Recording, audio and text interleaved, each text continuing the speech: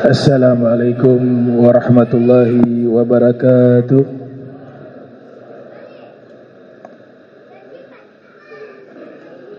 Alhamdulillahi rabbil alamin. Allahumma salli wa sallim ala sayyidina Muhammadin miftahi rahmatillah adada ma fi ilmillah.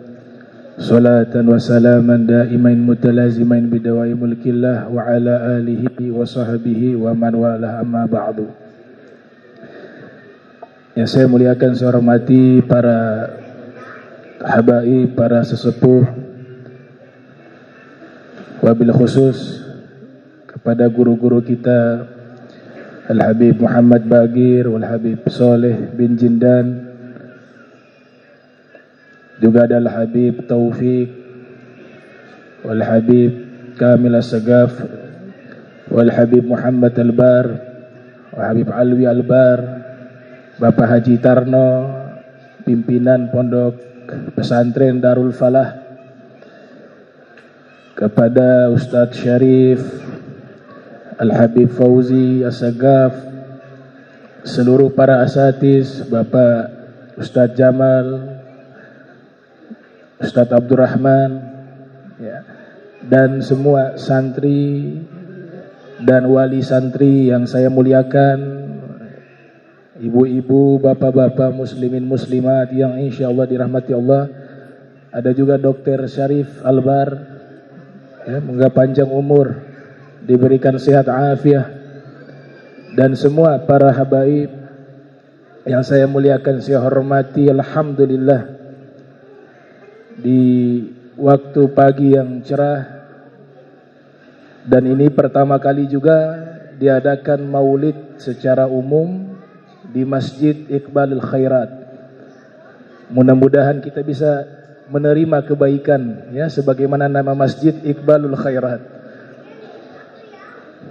Saya mungkin menyampaikan beberapa hal yang singkat. Semua yang hadir di sini, terlebih khusus santri-santri yang sedang menuntut ilmu agama, yakinkanlah bahwa ini semua adalah pilihan dari Allah.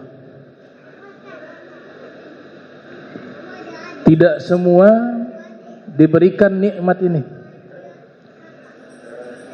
Jadi para wali santri harus banyak mensyukuri nikmat ini dan dijaga nikmat ini, didukung anak-anaknya, mudah-mudahan kelak bisa menjadi ulama yang amil, yang zahid, yang abid, yang mukhlis. Kita berbicara tentang ilmu. Tidak ada ilmu yang lebih tinggi daripada ilmu yang diwariskan oleh Nabi Muhammad. Cukup satu hadis menyatakan, al-ulama warathatul anbiya, wa innal anbiya lam yuwarrithu dinaran wala dirham. Para nabi tidak mewariskan apa-apa kepada kita, tapi yang mereka wariskan adalah ilmu. Itulah warisan intelektual para anbiya, para rasul. Di zaman yang jauh, itu hari lahir Rasul kalau dihitung dengan tahun Hijriah, dengan Qamariyah sudah 1498 tahun yang lalu Nabi lahir. 1498 tahun yang lalu. Tapi ilmunya Nabi Muhammad masih ada sampai saat ini. Kita berbicara relevansi. Tokoh-tokoh barat mengakui bahwa golongan kaum filosof Aristoteles, Sokrates, Pitagoras, Demokrates, itu ilmunya mereka itu hanya setitik dari lautan ilmunya para anbiya. Setitik. Maka memang ada kesamaan. Saya tidak mengatakan seluruh kaum filosof Yunani itu semuanya benar. Juga saya tidak berani mengatakan semua ilmu kaum filosof itu semuanya menyimpang, tidak. Saya tidak berani mengatakan itu. Tapi ada titik kesamaan di antara ilmunya para filosof dengan ilmunya para anbiya. Ada titik kesamaan.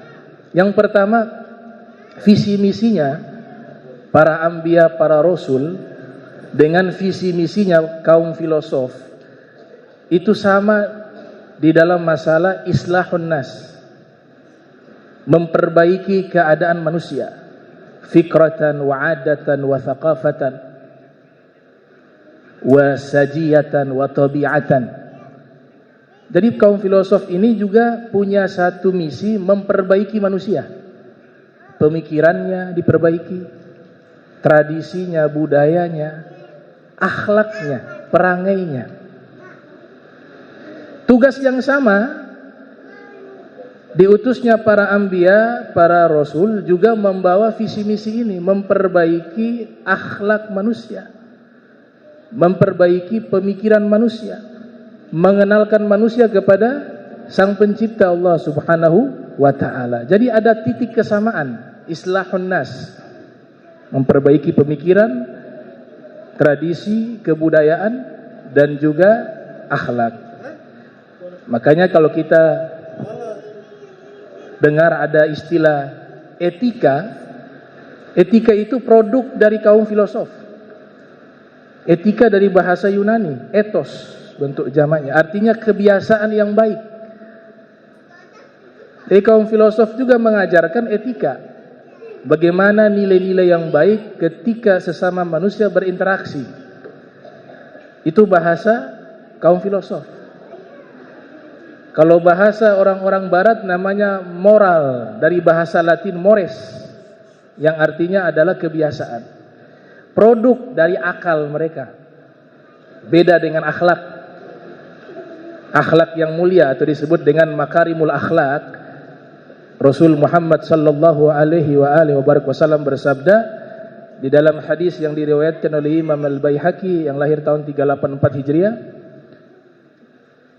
innama bu'ithu liutammima makarimal akhlak. Saya diutus untuk menyempurnakan kemuliaan-kemuliaan akhlak. Kalau ada lafaz menyempurnakan, sebelumnya sudah ada.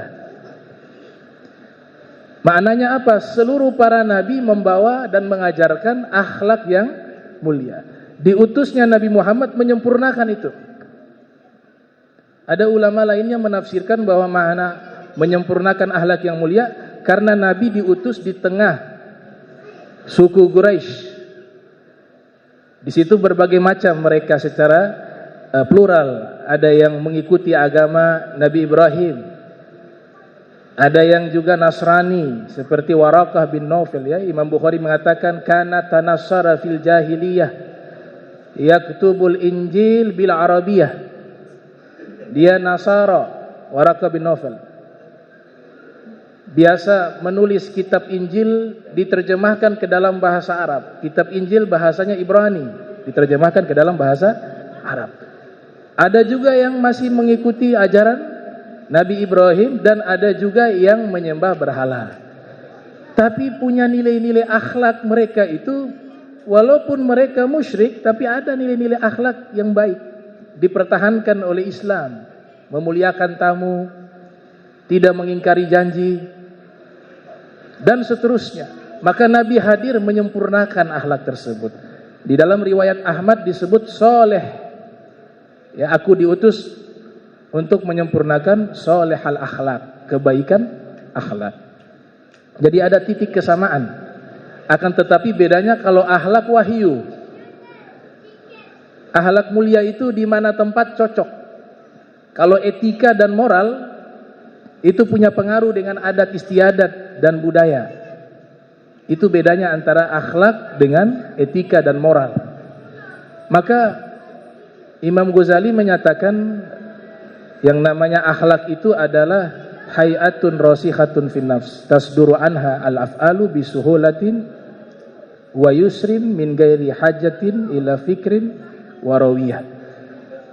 Keadaan jiwa yang tertanam kuat di dalam hati, di dalam jiwa, yang memunculkan perbuatan-perbuatan yang mudah dilakukan tanpa membutuhkan kepada pemikiran ataupun perencanaan. Itu namanya akhlak menurut Imam Al-Ghazali. Dan akhlak masih global, ya. Kalau kita mengatakan akhlak, harus ditambah akhlak yang mulia, karena akhlak yang buruk juga ada. Al-akhlaqul ghabihah, atau bahasa hadis disebut dengan husnul khuluq. Inna ahsanal hasan al-khuluqul hasan. Menurut para pakar bahasa Arab, akhlak diambil dari kata atau memiliki 5 makna. Makna pertama tabi'ah, sajiyah, makna kedua, makna ketiga adah, makna keempat itu tabi'ah, makna kelima din. Jadi akhlak secara bahasa artinya kebiasaan, perangai, agama, kemudian tabiat dan muro'ah yang satu. Muro'ah itu marwah, menjaga kehormatan diri. Itu secara bahasa disebut dengan akhlak. Berarti di sini ada titik kesamaan antara golongan kaum filosof dengan para anbiya. Tapi filosof itu produknya dari akal mereka. Berbeda dengan para anbiya, wahyu dari Allah Ta'ala. Dan kalau wahyu tidak mungkin keliru dan salah. Kesamaan kedua, para anbiya dan para filosof itu sama-sama ahlul hikmah. Mereka ahli hikmah. Ada tokoh filosof bernama Sokrates, pernah ditanya kepada beliau, apakah kalian ahli hikmah? Dia mengatakan tidak. Kami bukan ahli hikmah, tapi kami pencinta hikmah. Kami pencinta kebaikan dan kami pencinta ilmu. Biasanya orang baik itu begitu, tidak merasa dirinya baik. Ya, ditanya kau orang baik? Tidak, saya masih banyak kekurangan. Saya masih banyak kekurangan. Ternyata ini hikmah yang diajarkan oleh golongan kaum filosof. Dari bahasa filsafat juga artinya adalah love of wisdom. Arti dari filsafat itu, filosof itu artinya cinta kebijaksanaan. Dalam hal ini ada titik kesamaan. Para nabi juga mengajarkan hikmah. Bahkan banyak sekali ayat di dalam Al-Quran. Misalnya di surat Ali Imran, di situ yu'allimuhum al-kitaba wal hikmata wat taurata wal injila. Dia nabi tersebut mengajarkan Alkitab, mengajarkan hikmah, mengajarkan Taurat, mengajarkan Injil. Di dalam ayat yang lain juga disebut di surat Al-Baqarah ayat 129, doanya Nabi Ibrahim, Rabbana wa ba'ath fihim rasula minhu yatslu alaihim ayatika wa yu'allimuhumul kitaba wal hikmah wa yuzakkihim innaka antal azizul hakim. Di surat Al-Jum'ah ayat 2 juga Allah Ta'ala berfirman, huwallazi ba'atha fil ummiyina rasula minhu yaslu alaihim ayatihi wa yuzakkihim wa yu'allimuhumul kitaba wal hikmah. Ini riwayat-riwayat firman-firman Allah yang menceritakan diutusnya para nabi, terlebih khusus Nabi kita Muhammad sallallahu alaihi wasallam, untuk mengajarkan hikmah. Bahkan qala ba'dul mufassirin, berkata sebagian ahli tafsir, hikmah ditafsirkan sunnah, karena sunnah Nabi itu isinya adalah hikmah. Maka ditafsirkan al-hikmah di ayat-ayat tersebut, kebanyakan ditafsirkan al-hikmah ay as-sunnah. Hikmah itu adalah as-sunnah. Di ayat yang lain Allah nyatakan orang yang diberikan hikmah sudah diberikan kebaikan yang berlimpah. Di surat Al-Baqarah, yu'til hikmata may yasha wa may yu'tal hikmata faqad utiya khairan katsira. Siapa yang Allah telah berikan hikmah, maka sungguh orang tersebut yang telah diberikan hikmah, dia telah diberikan kebaikan yang berlimpah. Nah, tapi ada perbedaan. Hikmahnya kaum filosof dengan hikmahnya para anbiya berbeda. Hikmahnya kaum filosof produk akal. hikmahnya para anbiya, para rasul, wahyu dari Allah Subhanahu wa ta'ala. Dari hikmah ini muncul pemikiran golongan filosof coba menerka dan mencari tahu Tuhan dengan akal. Ada beberapa hal benar dalam pendapat mereka, tapi ada beberapa hal keliru dalam pendapat mereka terkait teologi, masalah ketuhanan. Sokrates pernah menyatakan, siapa yang mengenal dirinya, maka dia akan mengenal Tuhannya. Ucapan ini diistilahkan dengan gnoti skauton. Siapa mengenal dirinya, maka dia mengenal Tuhan. Pendapat ini tidak bertentangan dengan ajaran Islam. Bahkan kita mendapatkan beberapa riwayat yang dinisbatkan kepada Imam Ali bin Abi Thalib, man arafa nafsah arafa rabbah. Siapa yang mengenal dirinya, dia mengenal penciptanya, Allah Subhanahu wa ta'ala. Maka titik ini sama. Pendapat Sokrates dengan Imam Ali sama. Siapa yang mengenal dirinya, dia akan mengenal Tuhannya. Dan ini sesuai dengan firman Allah Subhanahu wa ta'ala, wa fi anfusikum afala tubsirun. Di dalam diri kalian, tidaklah kalian melihat ada tanda-tanda kebesaran Allah. Di sini maknanya dua. Kalau kita simpulkan, makna pertama, anatomi tubuh manusia kalau diriset itu banyak sekali keajaiban. Keajaiban yang luar biasa. Sel-sel di dalam tubuh kita entah berapa banyak jumlahnya hidup di dalam tubuh kita. Proses penciptaan manusia lewat sperma dan ovum dibahas dalam ilmu zigot, ilmu yang membahas tentang sperma. Al-Quran sudah informasikan proses tersebut. Itu tanda-tanda kebesaran Allah sangat banyak di dalam anatomi tubuh manusia. Makna kedua, kita mengetahui diri kita lemah. Khuliqal insanu dha'ifa. Kita mengetahui diri kita lemah, tidak punya kekuatan, la haula wala quwata illa billah. Maka akan memunculkan di hati kita bahwa ada yang menguasai kita, yang maha kuat, maha perkasa, Allah Subhanahu wa ta'ala. Ini kesamaan di kalangan para filosof dengan para anbiya. Ada juga Plato. Plato mengatakan bahwa alam semesta ini ide. Alam semesta ini ide. Apa itu ide? Yaitu sifatnya temporer. Dia tidak nyata alam semesta ini. Karena diawali dengan ketiadaan dan akan berakhir dengan kehancuran. Inilah yang dikaji oleh mutakallimun bahwa alam semesta ini hadis. Sesuatu yang baharu. Sesuatu yang berasal dari ketiadaan, maka dia akan hancur. Kecuali dengan izinnya Allah. Surga, neraka, nas di dalam Al-Quran abadi, tapi abadinya berdasarkan kehendaknya Allah. Nah, kaum filosof coba membahas ini. Aristoteles juga mengatakan bahwa alam semesta ini tidak tercipta dengan sendiri dan tidak berjalan dengan siklus yang secara otomatis. Ada yang mengatur dan menyeting. Disebut dengan al-muharrik awal, penggerak pertama. Saya katakan dalam hal ini sama dengan ilmunya para anbiya, para rasul. Namun beberapa hal diluruskan oleh para ulama kita. Paham kitab metafisika yang ditulis oleh Aristoteles, dikembangkan oleh Al-Farabi dan Ibnu Sina yang lahir tahun 370 Hijriah. Mereka meyakini bahwa alam semesta ini ada tanpa awal. Jadi alam semesta ini dikatakan godim. Sedangkan pemahaman para anbiya, para rasul menyatakan bahwa tidak ada yang godim kecuali Allah. Tidak ada yang abadi, yang la awwala lahu wa la akhira lahu.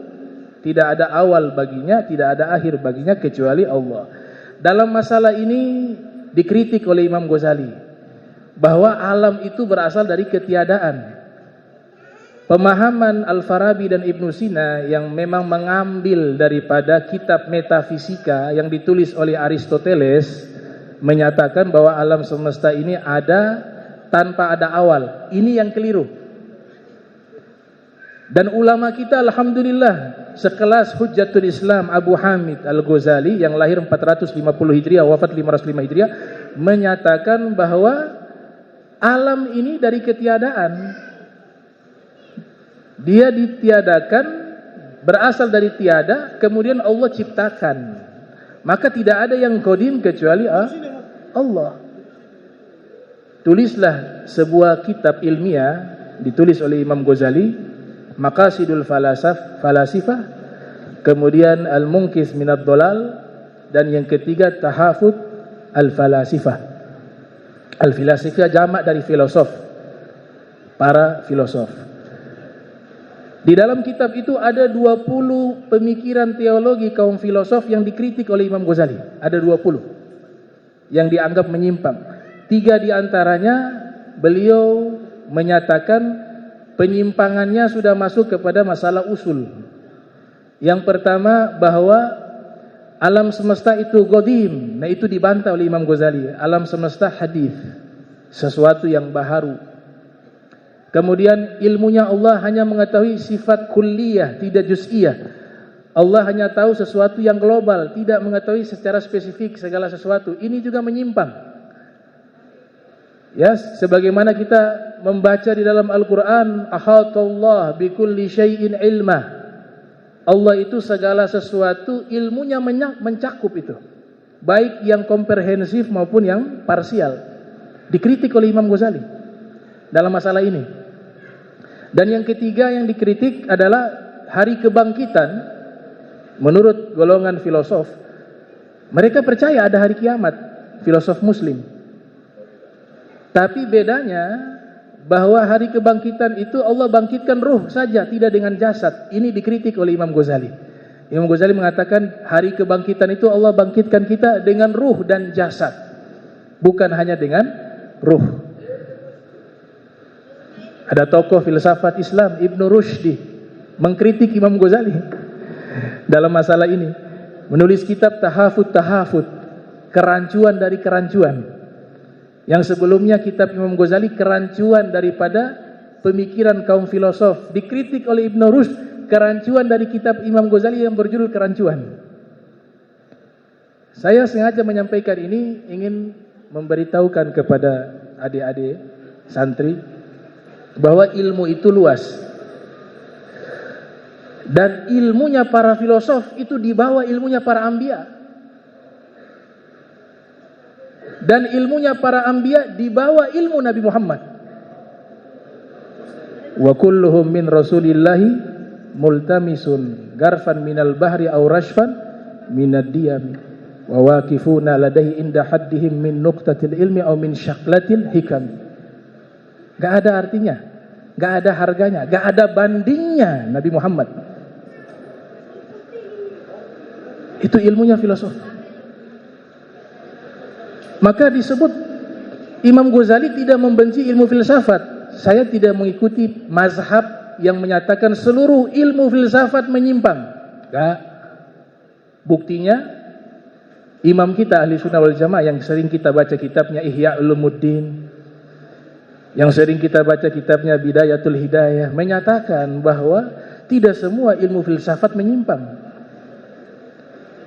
Ada dampak positifnya, ada dampak negatifnya. Ilmu ini kan berkembang, asimilasi saya sebutkan, indimaj, ulumil anbiya bi ulumil falasifah. Asimilasi ilmunya para nabi dengan ilmunya golongan kaum filosof itu terjadi di masa Daulah Abbasiyah. Dibuat satu institusi pendidikan namanya Baitul Hikmah, menterjemahkan buku-buku berbahasa Yunani, berbahasa India, berbahasa Persia dari aliran ilmu filsafat, diterjemahkan ke dalam bahasa Arab. Kemudian muncul tokoh-tokoh yang memadukan ilmu para anbiya dan ilmu para filosof. Imam Ghazali objektif di sini. Ya biasa orang kalau ilmunya luas tidak mudah menyalahkan. Ya. Karena dia punya pandangan itu luas. Bukti bahwa Imam Ghazali tidak anti ilmu filsafat, tapi meluruskan yang menyimpang, khususnya dalam masalah teologi, itu dikritik oleh Imam Ghazali. Tapi tidak semua. Tadi saya katakan Sokrates tidak dikritik, karena memang Imam Ali mengatakan siapa yang mengenal dirinya, dia mengenal Tuhannya. Alam ini adalah sesuatu yang hadis, tidak dikritik karena benar. Tapi ketika alam ini godim, dikritik oleh Imam Ghazali. Hari kiamat, hari kebangkitan, manusia bangkit dengan ruh saja, tidak dengan jasad, dikritik oleh Imam Ghazali. Imam Ghazali menerima satu ilmu filsafat dan termasuk orang pertama yang memadukan ilmu mantek masuk ke dalam usul fikih. Ilmu mantek itu siapa yang susun? Aristoteles. Ilmu mantek. Ilmu mantek masuk ke ilmu bahasa Arab. Biasa kalau tartib belajar nahu, sorof, kemudian balaghah, ditambah dengan mantek. Bahkan Imam Ghazali mengatakan, man la ya'rif mantek, la yuthaq bi ilmi. Siapa yang tidak mengetahui ilmu mantek, ilmunya gak bisa dipercaya. Berarti Imam Ghazali tidak mengeneralisir seluruh ilmu filsafat itu menyimpang. Tapi diluruskan yang menyimpang itu. Dampak yang terjadi, kita tidak ingkari masuk ke ilmu akidah. Saya punya rasail tulisan surat Al-Habib Abdullah bin Muhsin atas Keramat Empang Bogor. Jelas-jelas di situ beliau mengatakan wala taqra'u kutub as-sanusiyah li'annaha makhlutat bil falsafah. Jangan kalian membaca kitab akidah As-Sanusiyah. Kita mengakui Imam Sanusi, Umul Barahin dan beberapa kitabnya itu, ya mereka ulama besar. Tapi ada beberapa karya mereka ilmu akidah yang tercampur dengan filsafat di situ untuk orang awam berbahaya. Maka beliau larang di situ. Masuk ke usul fikih, Imam Ghazali menulis kitab Al-Mustashfa. Itu kitab usul fikih dipadukan dengan ilmu mantek. Masuk ke ilmu tasawuf, tasawuf falsafi muncul. Tokoh-tokohnya Ibnu Arabi, Al-Futuhatul Makkiyah, Ibnu Sab'in, Abdul Karim Al-Jili, Al-Insanul Kamil. Jadi dilarang, Imam Haddad melarang membaca kitab tasawuf falsafi. Di dalam kitab Risalatul Mu'awana, di bagian akhir-akhir kitab itu, Imam Haddad melarang untuk dibaca. Saya analisa lafadznya, la taqra'u, jangan kalian membaca. Khitabnya ke murid. Imam Haddad punya murid siapa di zaman itu? Para aulia, para solihin. Al-Habib Abdurrahman Bilfaqih, Al-Habib Ahmad bin Zain Al-Habshi, Al-Habib Sagafi Muhammad As-Saqaf, Al-Habib Umar Al-Bar. Ya, semua aulia. Jadi kalau mereka saja dilarang khitabnya kepada mereka, lantas bagaimana kita orang awam? Di zaman sekarang dengan bebas mengajarkan kitab-kitab seperti itu. Mereka bukan orang-orang yang menyimpang. Syekh Abdul Karim Al-Jili, wali min awliyaillah, cucunya Syekh Abdul Qadir Jailani dari sisi ibu. Ibnu Arabi julukannya Asy-Syekhul Akbar wa Kibritul Ahmar, sang maha guru dan batu jamrut merah yang mewah. Itu sanjungan ulama ahli sunnah kepada mereka. Tapi ketika mereka menulis kitab-kitab tasawuf falsafi, kita harus bijak bahwa mereka menulis itu dalam keadaan tidak sadar. Al-Fana wal Istighraq kata Ibnu Qayyim dalam kitab Madarijus Salikin yang lahir 691 Hijriah wafat 751 Hijriah. Al-Fana gak sadar mengalami pengalaman spiritual kemudian dituangkan lewat tulisan. Dari sebab itulah Al-Habib Abdullah Al-Haddad melarang kita membaca kitab-kitab mereka, bukan menyalahkan mereka. Berbeda dengan Ibnu Taimiyah yang sampai menyatakan murtad, naudzubillah min dzalik. Itu kami tidak sependapat. Dan hal ini sudah dicontohkan oleh Rasulullah. Mereka itu ketika nulis bahagia dengan Allah, bahagia dengan ma'rifat, bahagia dengan mahabbah kepada Allah Subhanahu wa taala, kepada Nabi Muhammad. Kalau orang terlampau bahagia, kadang-kadang yang diucapkan itu tidak sadar. Sebagaimana hadis orang yang bertobat, Allah bahagia menerima tobatnya, itu diilustrasikan oleh Nabi Muhammad. Jadi kalau ada pendosa bertobat kepada Allah, Nabi ilustrasikan Allah bahagianya itu luar biasa, layaknya seseorang melakukan safar, perjalanan jauh di tengah gurun pasir dengan unta dan bekal makanan, tiba-tiba untanya lari meninggalkannya, membawa bekal makanannya dalam keadaan putus asa. Tengah gurun bisa mati, tidak ada makanan, tidak ada minuman. Putus asa ini orang, tidur di satu tempat, tiba-tiba bangun dari tidur, untanya sudah ada di hadapannya. Maka dia ekspresikan rasa bahagia dengan doa. Dia mengatakan, ya Allah, anta abdi wa ana rabbuk. Ya Allah, engkau adalah hambaku, aku adalah Tuhanmu. Apa kata Nabi? Ahta'a min syiddatil farah. Dia tidak bermaksud mengucapkan itu. Dia tidak maksud mengatakan Allah adalah hambaku. Manusia mana yang berani menyatakan hal itu? Apalagi seorang muslim. Dia mengatakan, ya Allah, engkau adalah hambaku, aku adalah Tuhanmu. Maksudnya adalah, ya Allah, saya hambamu, engkau adalah Tuhanku. Tapi karena dalam keadaan hati sudah ditarik oleh kebahagiaan, sehingga yang diucapkan itu tidak sadar. Begitulah keadaan orang-orang yang fana dan istighraq. Mereka nulisnya begitu, fana. Maka Syekh Abdul Karim Al-Jili, beliau ini salah satu tokoh, saya mengatakan ulama unik. Walaupun kitabnya Al-Insanul Kamil tidak dianjurkan untuk dibaca.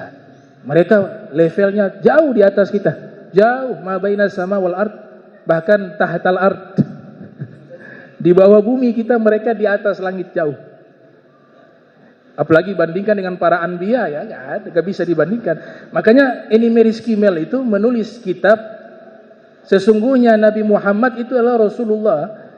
Di bagian prolog kitab tersebut, beliau mengatakan sebenarnya Nabi itu tidak bisa dibandingkan dengan manusia manapun.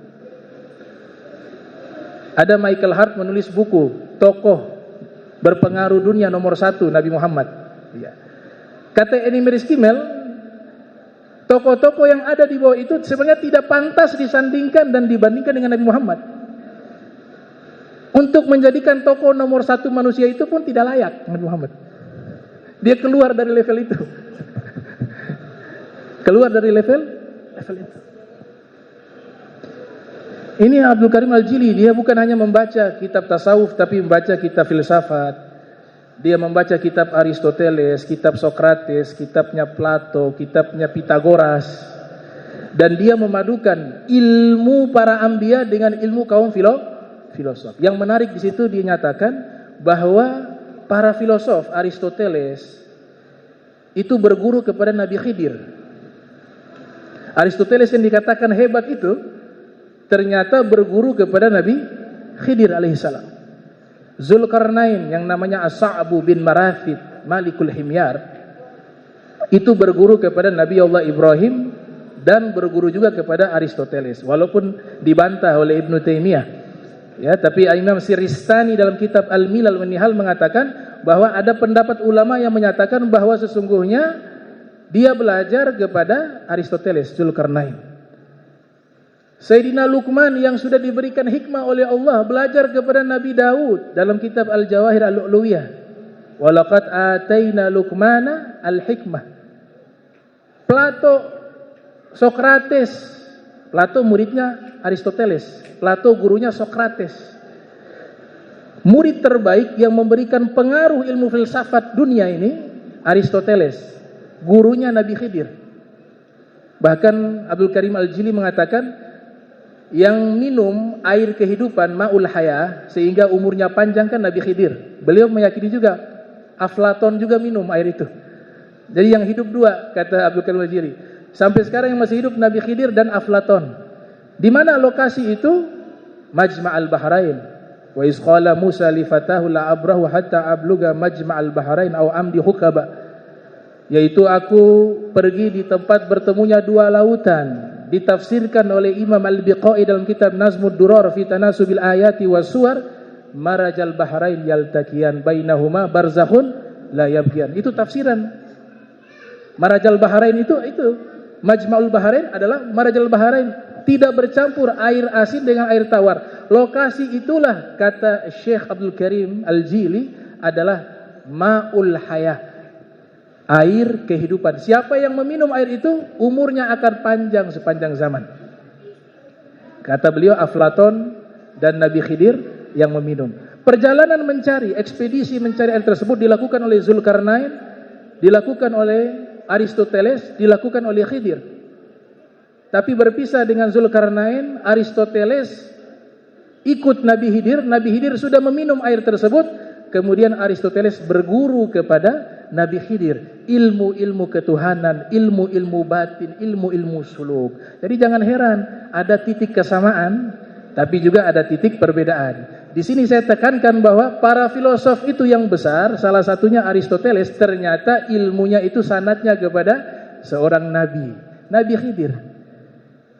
Nabi Khidir. Kalau Nabi Khidir muridnya Aristoteles, bagaimana Nabi Muhammad? Nabi Muhammad, Syekh Abdul Wahab Sya'roni mengatakan bahwa Nabi Khidir itu adalah sahabat Nabi Muhammad. Dianggap sebagai sahabat karena pernah berjumpa dengan Rasul. Tidak diingkari, ada yang mengingkari, tapi ini pernyataan Syekh Abdul Wahab Asy-Sya'roni. Baik, terakhir saya tutup. Jadi kesimpulannya adalah kita ini jangan pernah puas dengan ilmu.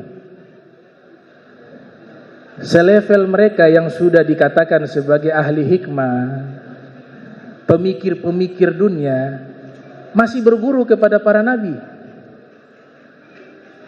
Bahkan Abdul Karim Al-Jili itu sempat berjumpa dengan Aflaton di dunia spiritual. Dia berguru kepada Aflaton dengan satu nasihat dari Aflaton. Aflaton mengatakan kepada Abdul Karim Al-Jili, yaitu falikil kishrata minal khitab wa khuz al-lub in kunta min ulil albab. Buanglah kulit dari seluruh ucapan, ambil inti dari ucapan, maka itulah kau menjadi orang yang ulil albab. Ulil albab ini adalah terjemahan daripada apa? Ilmunya para anbiya, ilmunya kaum pemikir. Semuanya ini, kata Kostalani, semua ilmu ini, ilmu filosof, ilmunya para anbiya, semuanya itu mengambil dari lautan ilmu Nabi Muhammad sallallahu alaihi wasallam. Alhamdulillah, sampai saat ini ilmu Rasulullah masih eksis, masih ada. Jadi kita mengambil bagian, mengambil ilmu yang begitu mulia, ilmu yang bersumber dari Nabi Muhammad sallallahu alaihi wasallam. Mudah-mudahan Allah Ta'ala berikan kita pembukaan ilmu zahiran wa batinan, dan mengamalkan ilmu sehingga ilmu menjadi penolong bagi kita di yaumil qiyamah. Amin ya rabbal alamin. Itu saja yang saya sampaikan. Minta maaf. Allahu wafiq ila aqwamit thoriq. Wassalamualaikum warahmatullahi wabarakatuh.